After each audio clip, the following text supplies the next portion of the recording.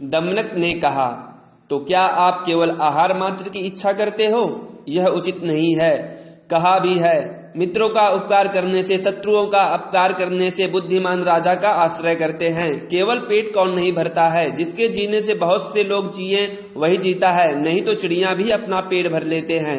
विज्ञान, शूरता, ऐश्वर्य के गुणों से सहित जो जीवित है, उसी के जानने वाले उसे ही जीवित कहते हैं। जो न अपने में, न दूसरों में, न बंधु वर्ग में, न दीनों में, न मनुष्यों में दया करता है, धरती पर उसके जीने का क्या फल है? कुंडी जल्दी भर जाती है, चूहे का पेट जल्दी भर जाता है, कायर शीघ्र ही संतुष्ट हो जाते हैं। इसलिए माता के यौवन को हरने वाले उस पुरुष के जन्म से क्या है जो अपने वंश में ध्वजा के अग्रभाग के समान स्थित न हो। इस संसार में कौन नहीं मरा, कौन नहीं जिया, लेकिन वही जन्म लेने वाला गिना जाता है जो लक्ष्मीवान हो। शक्ति न प्रकट करने वाला ताकतवर भी लोगों से तिरस्कृत हो जाता है। जैसे लकड़ी के भीतर छिपे आग का हर कोई उल्लंघन कर जाता है, लेकिन जलती हुई का नहीं।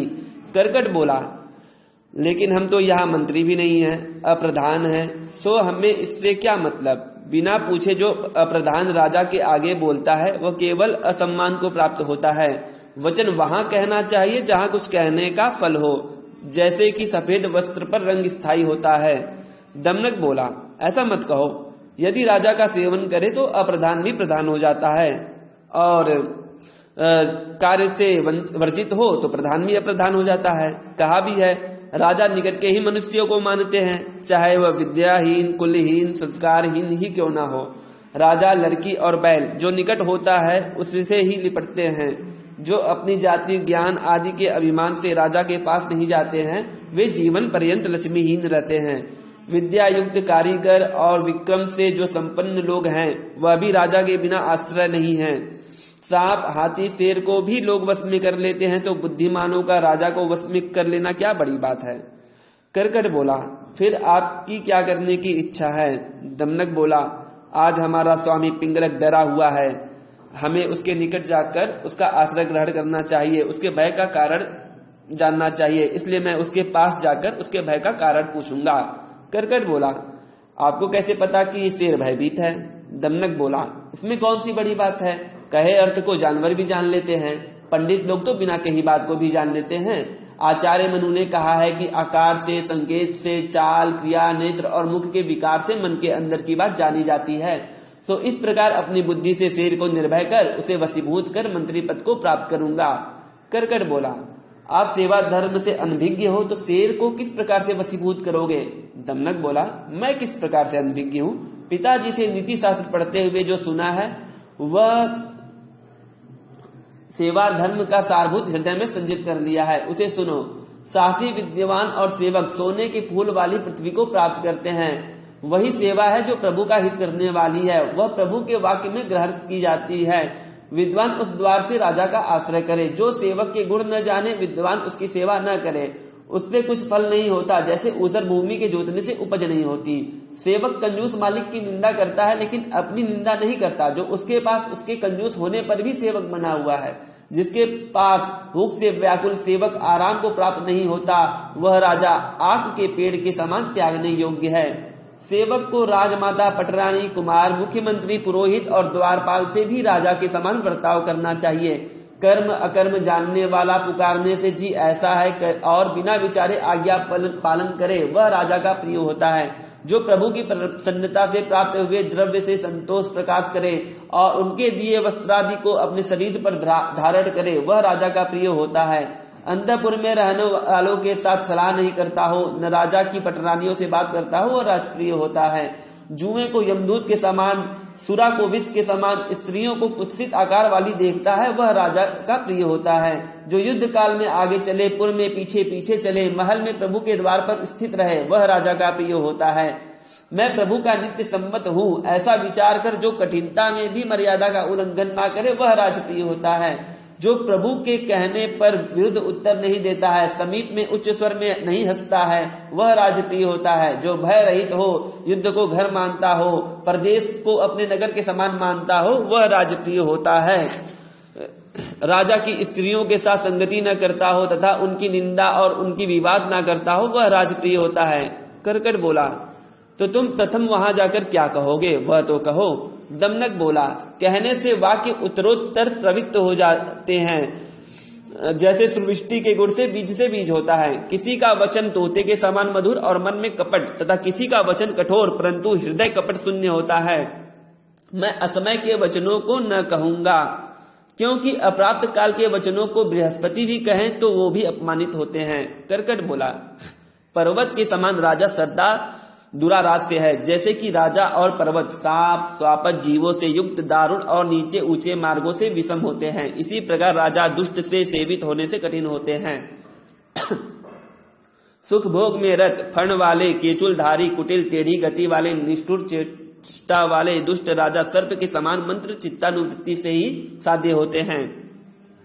दो जिह्वा वाले, छड़ छड़ में भिन्न भिन्न वचन कहने वाले, क्रूर कर्म करने वाले, अनिष्ट दोषों को देखने वाले राजा सर्पों के समान दूर से ही देखते हैं। जो राजा के इष्ट पुरुष उनका थोड़ा भी अनिष्ट करते हैं, वे पाप चित्त वाले अग्नि में पतंगे के समान जलते हैं। लक्ष्मी कठिनता से सेवित होती है, इस कारण दुर्लभ है। दमनक बोला, यह सत्य है, किंतु जिसको जो भाव है उस भाव से उसको सेवन करे। बुद्धिमान स्वामी के चित्त के अनुसार बर्ताव करते हैं। चित्र के अनुसार चलने वाले मनुष्य राक्षसों को भी बस कर लेते हैं। राजा के क्रोध में स्तुति, उनके इष्ट में प्रेम, उनके देश वालों से द्वेष, उनके दान की प्रशंसा बिना मंत्र के ही वशीकरण है। कर्कट बोला, जो यह विचार है तो आपके मार्ग मंगलकारी हो। दमनक कर्कट को प्रणाम कर पिंगलक के पास गया। दमनक को आते देख पिंगलक द्वारपालों से बोला, इसे आने दो, यह हमारे पूर्व मंत्री का पुत्र है। दमनक ने पिंगलक को प्रणाम किया। पिंगलक बोला, मंगल हो, बहुत दिन बाद दिखे। दमनक बोला, श्रीमान के चरणों को हमसे कुछ प्रयोजन नहीं, फिर भी समय पर आपसे वचन कहना उचित ही है, क्योंकि उत्तम मध्यम अधम सभी से राजाओं का प्रयोजन होता है। कहा भी है, दांतों को खोदने के लिए सीख भी काम आता है, बोलने और हाथ पैर वाले मनुष्यों का कहना ही क्या। इसी प्रकार हम स्वामी के चरणों के सेवक आपदा में भी पीछे चलने वाले हैं। यद्यपि अपने अधिकार को प्राप्त नहीं हैं, तो भी आपके चरणों के योग्य नहीं हैं। कहा भी है, सेवक और गहने उचित स्थान पर रहना चाहिए। चूड़ा मणि पैरों में कोई नहीं पहनता। जो गुणों को नहीं पहचानता, सेवक उसके साथ नहीं रहते, फिर चाहे वह धनी कुलीन और राजा ही क्यों ना हो। जो सेवक असमान सेवकों के समान रखा जाए, समतुल्य सेवकों से दूर सत्कार वाला किया जाए तथा कार्यभार में नियुक्त न किया जाए, इन तीन कारणों से सेवक राजा को त्याग देते हैं। और जो अज्ञानता से उत्तम पद के योग्य सेवक को अधम स्थान में नियुक्त करता है, सो वह राजा का दोष है। कहा भी है, सोने के गहने में लगाने योग्य मणि को निर्कृष्ट धातु में लगाई जाए तो वह मणि न रोती है न शोभित होती है, किंतु सुनार की निंदा होती है कि लगाने वाले को योग्य और अयोग्य क्या ज्ञान नहीं है। जिनकी बुद्धि कांच में मणि में कांच को देखती है, उनके निकट सेवक नाम मात्र भी स्थित नहीं होते। जिस देश में परीक्षा करने वाले नहीं है, वहां समुद्र से उत्पन्न रत्नों का मूल्य नहीं होता है। आभीर देश में चंद्रकांत मणि को ग्वालित 3 कौड़ियों में बेच देते हैं। लोहित मणि और पद्म राग मणि का जहां अंतर नहीं है, वहां किस प्रकार रत्नों का विक्रय हो सकता है। सेवक के बिना राजा ऐसे शोभित नहीं होता जिस प्रकार किरणों के बिना सूर्य शोभित नहीं होता है। सिर पर तेल के बिना केस भी रूखे हो जाते हैं, तो क्या राजा के स्नेह के बिना सेवक नहीं होंगे। राजा प्रसन्न होकर सेवक को मात्र धन देता है और सेवक राजा के लिए प्राण भी दे देते हैं। यह सभी विचार कर राजा को चतुर सेवक नियुक्त करने चाहिए, जो कुलीन सूरता से संयुक्त समर्थ भक्त और कुलपरायण हो। जो राजा से दंडित होकर भी राजा का अनिष्ट चिंतन नहीं करते हैं, वह राजा का सेवक होने योग्य है। जो सम्मान में गर्व नहीं करता, अपमान में तापित नहीं होता और जो मान अपमान के भाव को रक्षित करता है, वह राजा का सेवक होने के योग्य है। और यह सियार है, यदि ऐसा मानकर स्वामी आप मेरी अवज्ञा करें तो यह भी अनुचित है। कहा भी है, रेशम कीड़ों से, सोना पत्थर से, कमल कीचड़ से, चंद्रमा सागर से, आग लकड़ी से, मणि सांप के फन से उत्पन्न होता है, उसी प्रकार गुड़ी अपने गुड़ों से उत्पन्न होते हैं, ना कि जन्म से। घर में उत्पन्न हुआ चूहा भी अनाज खाने पर मारने योग्य है और लाभकारी बिल्ली को बाहर से भी बच्चे देकर बुला लेना चाहिए। मुझ भक्त और समर्थ की अवज्ञा करने के आप योग्य नहीं है राजा। पिंगलक बोला, तुम समर्थ हो या असमर्थ, परंतु हमारे पुराने मित्र के पुत्र हो, तो कहने की इच्छा है वो कहो। दमनक बोला, कुछ कहना तो है स्वामी। पिंगलक बोला, अपना अभिष्ट निर्भय होकर कहो। दमनक बोला, राजा का जो अत्यंत छोटा सा भी कार्य हो तो भी वह सभा में नहीं कहना चाहिए, ऐसा बृहस्पति ने कहा है, इसलिए एकांत में कहना चाहता हूँ, क्योंकि 6 कानों में मंत्र भेदित हो जाता है, 4 कानों में स्थित रहता है, इसलिए 6 कानों को वर्जित करें। पिंगलक के इशारे पर बाघ, गैंडे, वृक्ष आदि मंत्री वट वृक्ष से दूर चले गए। दमनक बोला, पानी पीने के लिए जब आप यमुना गए थे तो वहां बिना पिए ही क्यों लौट आए? पिंगलक ने खिसियाते हुए कहा, कुछ नहीं। दमनक बोला, देव यदि कहने की योग्य नहीं है तो जाने दीजिए। कहा भी है, कुछ स्त्रियों में, कुछ स्वजनों में, कुछ बंधुओं में, कुछ पुत्रों में गुप्त रखें, परंतु विद्वान यह युक्त है अथवा नहीं ऐसा विचार कर महाकार्य के लिए गुप्त भी कहें। यह सुनकर पिंगलक विचार करने लगा, यह तो योग्य ही है, तो इसके आगे अभिप्राय कहूं, क्योंकि निरंतर चित्त वाले सुहृद में, गुणवान में, सेवक में, अनुगामिनी स्त्री में, सौहार्द युक्त स्वामी में दुख बांटने पर कम होता है। पिंगलक बोला, हे दमनक, जंगल में जो भयंकर गर्जना सुनाई देती है, क्या तू उसको सुनता है? दमनक बोला, सुनता हूं महाराज। पिंगलक बोला, मैं अपने कुटुंबी और मंत्रियों और प्रजा सहित इस वन से जाने की इच्छा करता हूं। दमनक बोला, क्यों? पिंगलक बोला, क्योंकि इस वन में कोई अपूर्व जीव आया है जिसका यहाँ गर्जन सुनाई दे रहा है, गर्जना के अनुसार इसकी शक्ति भी होगी।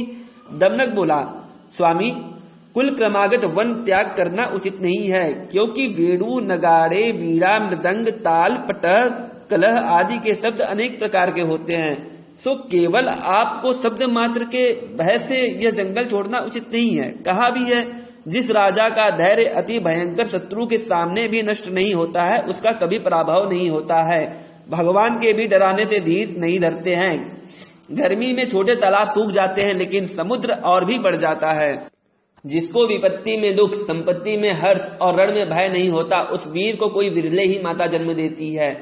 दूसरों के प्रताप को देखकर जो दृढ़ता को प्राप्त नहीं होते हैं, वे लोग लाख के आवरण की तरह हल्के से उष्मा से भी गल जाते हैं। सो स्वामी, आपको धैर्य रखना चाहिए, केवल शब्द मात्र से नहीं डरना चाहिए, जैसे नगाड़े की आवाज से गोमायु डरकर भी नहीं भागा। पिंगलक बोला, यह कैसी कथा है?